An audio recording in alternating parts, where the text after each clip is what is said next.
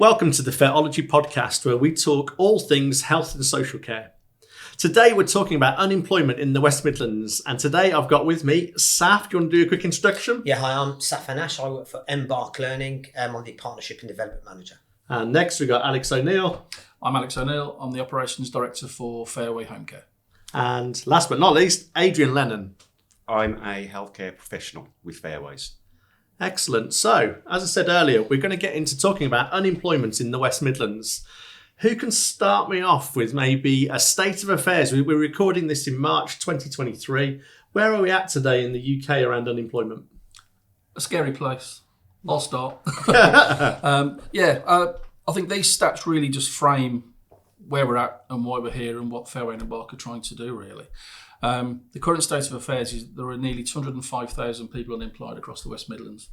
More worryingly, there are almost 10,000 social care vacancies at this moment in time. The worrying factor and the big hole here is that there are nearly 500,000 people that are aged 55 or over. And those guys are likely to be retiring in the next 10 years. And that's in the social care sector alone. Vacancies in adult social care in the last year alone have risen by 52%.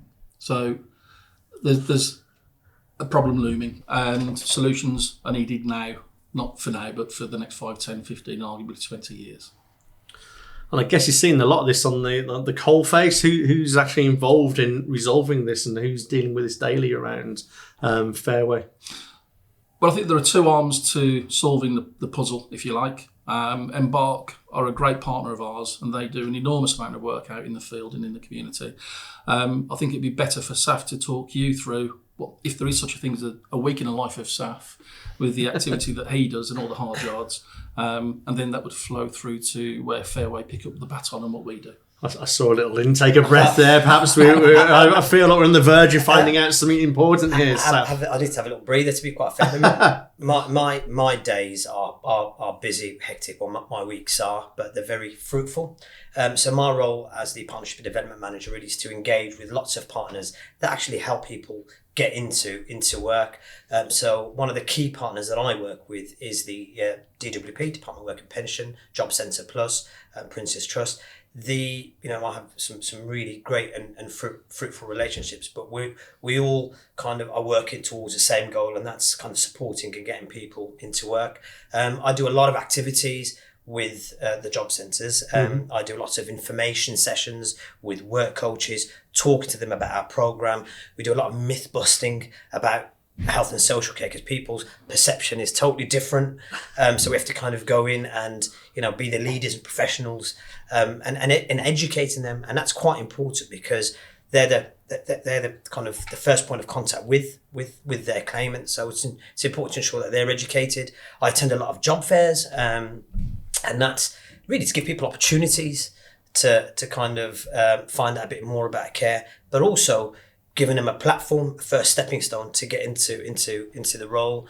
Part of that is also doing information sessions with claimants as well, because, like I said to you before, not many people know a lot about care. It's sometimes negatively perceived in the media, but we kind of eliminate all that, and actually we make people think out of the box, and we actually talk to them. Well, I talk to them about careers. Don't talk to people about jobs, because there's lots of great opportunities in care, and lots of pathways you can go down. I think one of the important things for us as well is to focus on those groups that are perceived to be underrepresented in the sector.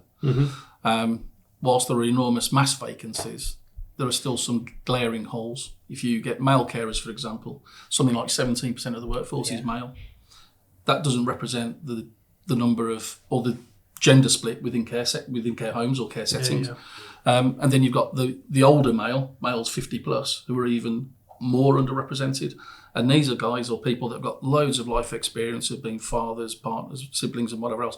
And they bring a huge amount to the table. But care wouldn't necessarily be a career choice for some of those guys. They may have been ex-professionals in other fields. And I think the great work that Embark do when they're out doing the floor walking, and Saf's knocking up his 18,000 steps a day or whatever he does. I was 20 stone, so I'm now 9. One of the things him and his team do so well is reaching out to people at these various events and just sparking a question, have you considered a career in care? And when somebody says, no, not really, Why not? Well, I've got no experience. Well, tell me about your life. What's your life story? And all of a sudden, things unravel in front of you, and you think, you've got 3 or 4 children. You've had parents that were elderly or sick who needed some help. Yeah. You've been the breadwinner. You've had a career. You've brought these people through, and you're telling us that you're not a carer, And so we try and bring that thing out of people, inspire them to look at the fact that care isn't just, as we said, myth busting, and there are genuine career paths. Right from entry level 1 all the way up through to level 5 management and beyond. And for us, as Fairway, the employer, we're looking for a workforce that are vocationally driven, with people that have got a life story, with people that have got compassion and emotion. They're not just economic carers. And I think Embark really get that. And the number of people that they have spoken to who have come through the programme and are now healthcare professionals who, in the very first conversation, said, no, is incredible. And that to me says that there's a hell of a lot more out there as well. Yeah, I'm picking up a bit about there's some myths around it, some misconception. There's that initial steps of people realise it's a career, not just a job or a task or a project. But I mean, did you find this, Adrian, when you started in your healthcare pathway? Well, last year, at the beginning of the year, I was actually unemployed, and I was working with the job centre and Go Train. Mm-hmm. And I was actually on a computer course when I received a call from Embark. And at 49, I thought going back into care work would be pretty hard, obviously because of my age. But the path that it led me to was a very rewarding one. The learning was very easy, and the courses were all there. And with the help of Embark, I am now in a career that I absolutely love as a carer. That's fantastic. So you were on an IT course when you first made the move into healthcare? Yes, that's correct. That's interesting, isn't it? Because there's that preconception again around unemployment. Is this part of the things you're struggling to overcome or you're working to overcome? Well, there's a number of things. I think, first of all, one of the phrases that both organisations are trying to eliminate and ban is the use of "I'm just a carer."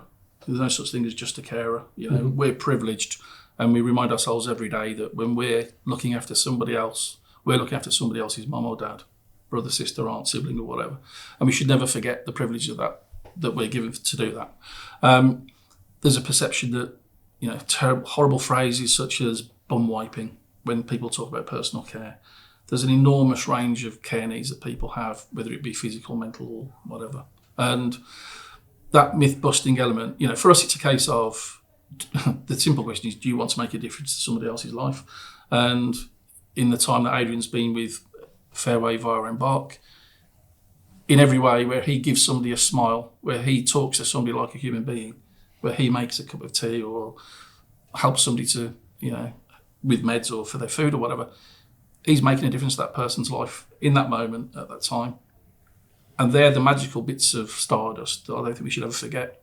And they're the bits that the Embark care programme really focus on. We teach people theory, we teach people practical, we teach them the skills that the employers want. They can do the job, but it's the person, it's the heart, the spirit. And I think that's where the MCP really comes into its own. I'm intrigued. What areas do you find rewarding from your current role, Adrian? Well, I mean, I'm lucky that I've got a mother who's nearly 84 who still lives in the same house for 50 years and is mobile. And she's got people around her when I go to some of these homes and some of these people don't have family. And I look at them as my adopted parents, mums, dads, that need love, need help, and just to see their faces is reward enough for me. Sounds incredible. It's a privilege, isn't it? I think the phrase that I like, we can train people to be carers, but you cannot train people to care.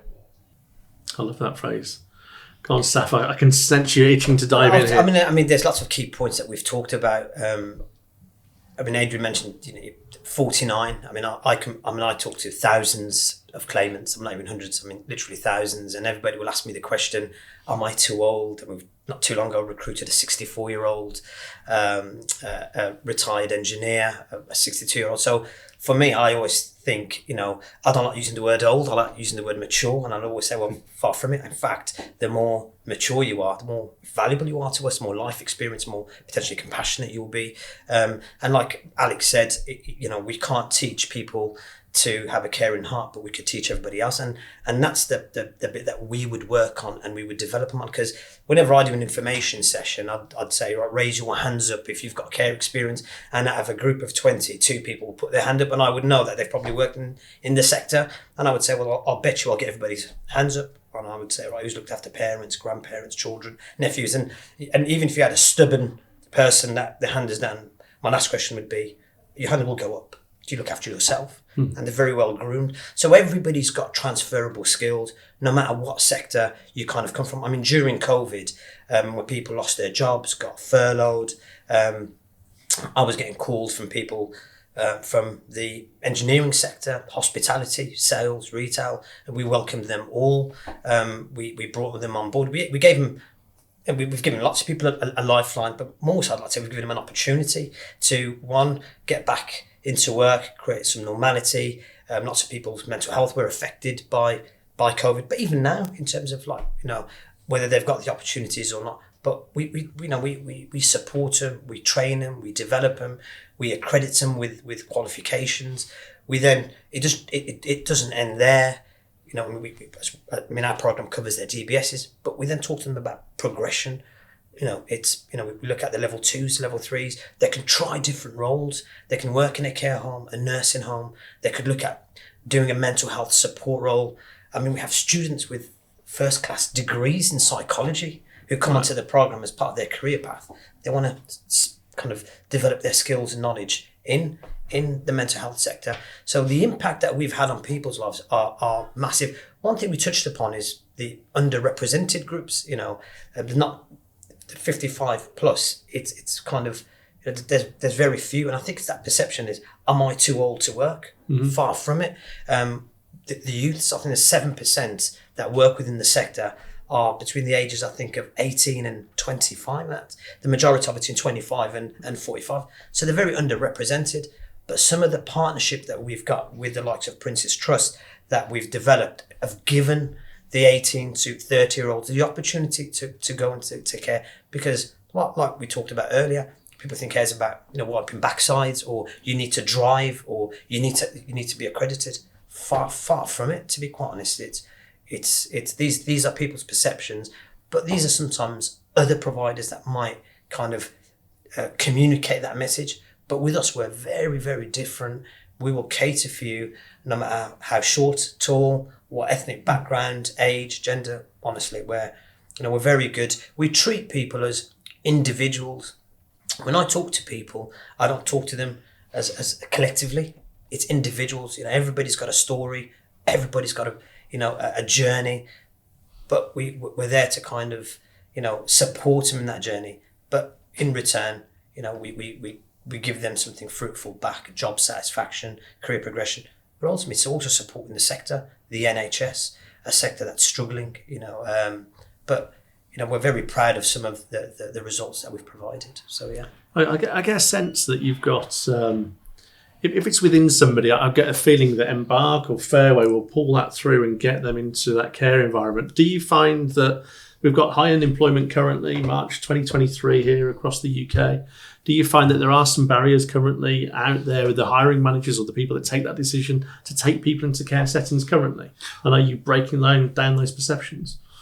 I think the sector, the health and social care sector itself, if you focus on that for a second, has in the last 3 years suffered some heavy blows. We had Brexit, then we had this little thing called COVID that popped up, if you remember that. Yeah. And just as we come out of that and we think, okay, what does the new world look like? We then had all the wisdom of the double jab vaccination status situation 18 months or so ago. All three of those situations led to a drain on the workforce within health and social care. What that has done is we either sit there and look at the vacancies and think, woe be us, or we look at it and we think, what an amazing opportunity. As Saf touched on earlier on, there were enormous amounts of people affected by COVID and furlough and other things that started to suddenly consider career changes. So whilst there was a vacuum created or a hole created, that is being partly refilled by people who necessarily wouldn't have ever considered a health and social care career.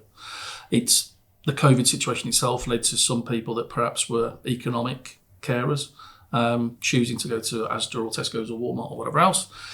So what we're left with now is a smaller but more focused and more dedicated workforce. And care homes, hopefully, are now in a position where they're having to accept help, advice, guidance, and look at other ways of doing things moving forward, because they're being pushed back to the wall in terms of staffing shortages. So if the need has been, whichever way the need has been created, it's all about how Embark and Fairway, as a partnership and with the strategy that we have, is how we educate those guys to do things differently in the future. I feel like you mentioned earlier, Adrian, you've been in sort of this setting for about a year. Do you feel part of a revolution that's happening within health and social care?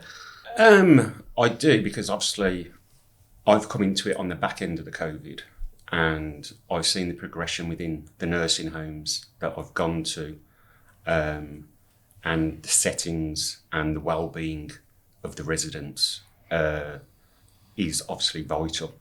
And as I say, like, in a way, I didn't see the COVID side of it, but I'm seeing the aftermath of it now. And I'm just glad that I did decide to come back into healthcare. And as I say, I enjoy my job. I enjoy all the homes I go to. You know, some are even 2.5 hours away, but I go there because I love the residents and I love doing, well, I call it a job, but it's not really a job. It's looking after vulnerable people and people sometimes that don't have anybody. So for me to be there and help these people, you know, it's rewarding. And I finish work at 8 o'clock in the morning every day, and I leave my job with a smile. Brilliant. Wow. Just commitment's absolutely amazing. So to be applauded. Yep. Does health and social care potentially fulfil that answer politically, where there's all those jobs available? Does it go a long way to resolving this unemployment issue that's currently going on in the UK? Well, I suppose technically we're told that unemployment rates are low, at a record low. But it depends what types of job aren't available or what is available, whichever way you look at the question. It's absolutely clear that there is a huge ageing population. And when you're making decisions on Brexit and whatever the political persuasion is, whichever way you go with that, it has led to a shortfall in the workforce. Younger people coming into care might not see it as a glamorous career. They might want to be, they're more likely to want to be an influencer than a care assistant, you know. But that said, there are still thousands of young people who are unpaid carers today, who are caring for their own family, unpaid, in often terrible situations. They are the carers of the future. Human beings, by nature, have a caring spirit. Yeah. Our job is to drill down, double down, focus on and find all of those at every stage of their life journey. If the government needs some help sorting it out, then there's a couple of people here that are keen to get on and do it. Go on, sir. Talking about government, I mean, we had the UK Employment Minister, Mims Davis, so DWP Minister, and she came onto our programme during a very challenging time for the UK, during COVID.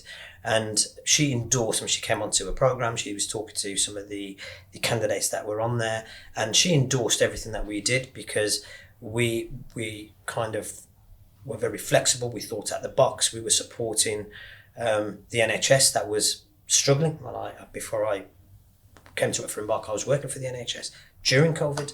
So, I knew it was very stretched. But she endorsed what we did. And I have a really good relationship with the DWP, who also endorse what we do. They support what we do, and we support them, because ultimately our goal is to support the care sector, but also get people into work as well. And the programme is designed not just for the claimants that come on board and do the programme, but it's also designed for Fairway, the clients, the DWP, because we have people that might be single parents, can't do full time. So we look at the flexibility in terms of doing flexible shifts. The DWP have been brilliant with regards to covering childcare and travel. And I know there was an announcement yesterday in the budget about more money is being invested in childcare as well. So it's a program that caters for everybody. So Embark have kind of pretty much, I'd like to think we've pretty much nailed it, but there's still always, can't become complacent. There's still lots of improvements that we need to make. We have amazing trainers who have come from the sector. We have a state-of-the-art skills lab. Demographically, we deliver the training all over the West Midlands and slightly out. So it's brilliant. The materials are paid for, resources, lots of individual support and pastoral support, but we don't just leave them there. So once they get their interview and they're working, Embark's job isn't finished. We're still in contact with the claimants 2-3 months in. Are you okay? Are you working? Do you need further development, further support? So it's massive, but we're very passionate and we care. And most importantly is we treat people as people. We're not cattle. Sometimes you just look at what's going on out there and it's just about, is it a numbers game? Is it bums on seats? Is it getting people in? Far from it. For us, it's about having good quality candidates that want to work and support a really good quality service. And ultimately, that's what it's about. I think one thing that I think is important is when we refer to bums on seats, Fairway and Embark are measured, and we measure ourselves on sustained employment. So just getting somebody onto a course, tick box, doesn't work. Mm-hmm. Just getting them through the course, tick box, doesn't work. Embark's success rates are incredible. 98% completion rate over a 3-week course. 3/4 of those people will be offered a job, not an interview, a job. And we're currently running at close on 67 or 68% sustained employment after 3 months. Wow. So it means that we're putting people through a program that works into employment that is sustainable, and therefore the chance of retention increases. There's no point pouring people in at the top for them to fall out the bottom. So, this isn't a short-term quick fix. Everything is geared towards sustainable employment for the individuals. That, therefore, then answers the question, going back to the government's challenges about unemployment. There's no point getting somebody into a job for 6 weeks to then go back into the system and sign on again. This is about sustainable solutions for the future. So this is great, because what I'm picking up is that there's a career to be had within care, and there's a lot of support there, even at ministerial levels. So it's got, the waves are rippling through the whole of the industry. That's fantastic. So back on the coalface then, Adrian, how have you found things, and in particular, were you with Fairway first time you were in the care environment? No, I wasn't. So how does it compare from that first time to now, and do you recognise the comments that are coming out today? There is a lot more training and flexibility with Embark and Fairways. We are lucky that we get to choose when we want to work, what days we want to work. We do have the backing from them. There is an out of hours number that we can contact them on. So there's always 24 hours. And as I say, to progress, which is what I want to do for my level 2, there's a course coming up in autumn, and I know that I will have the full backing and the full training to succeed at that. That's great. I'm picking up some great stuff today. I think that's all we've got time for today, though, unfortunately. But thanks ever so much for getting involved today. If anything has resonated and you want to go and find out any information from Embark Learning or Fairway or anybody here, reach out. I'm sure we'll be happy to have a conversation.